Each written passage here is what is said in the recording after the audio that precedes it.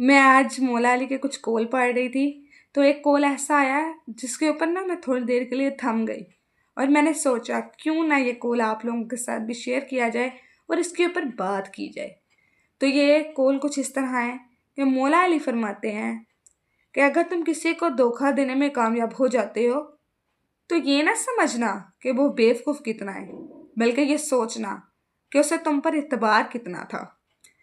यानी कि आप जब भी किसी को धोखा देते हैं तो आप हमेशा उस इंसान को धोखा देते हैं जिस इंसान ने आप पे एतबार किया होता है, उस इंसान को जिसने आपसे मोहब्बत की होती है। आप कभी भी नफ़रत की बुनियाद पर हासिद को, किसी ऐसे इंसान को जिससे आपकी दुश्मनी है, उसको धोखा नहीं दे सकते। आप धोखा हमेशा उस इंसान को देते हैं जो आपसे मुखलिस होता है, जो आपसे मोहब्बत करता है। अच्छा, अब इसके अंदर भी ना दो तरीके के होते हैं। आप मोहब्बत में दो तरह से लोगों को धोखा देते हैं।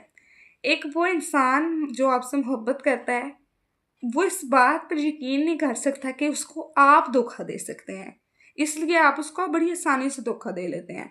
वो इस बात का तसव्वुर नहीं कर सकता कि आप उसके साथ इस तरह का सलूक करेंगे, आप उसके साथ ऐसे करेंगे। और वो इसी बदगुमानी के अंदर, इसी गलतफहमी के अंदर आपके सामने बेवकूफ़ बन जाता है।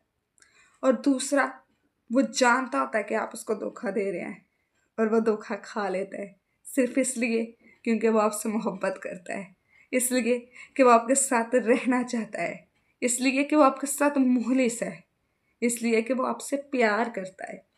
वो सब कुछ जानता है। वो जानता है कि आप उसके साथ मुखलिस नहीं, वो जानता है कि आप उसको धोखा दे रहे हैं, लेकिन वो सब कुछ बर्दाश्त कर लेता है। मैं ये चीज़ सोचकर एक दफ़ा मेरे रोंगटे खड़े हो गए कि हम हमेशा उसके ऊपर वार करते हैं जो हमें वार से बचा रहा होता है, जो हम पे वार नहीं करना चाहता, जो हमसे मोहब्बत करता है। मतलब आप धोखा किसको दे रहे हैं? जो आपसे मोहब्बत करता है, उसको नहीं जो आपसे नफरत करता है या जिससे आप नफरत करते हैं। कितनी कितनी तल्ख हकीकत है।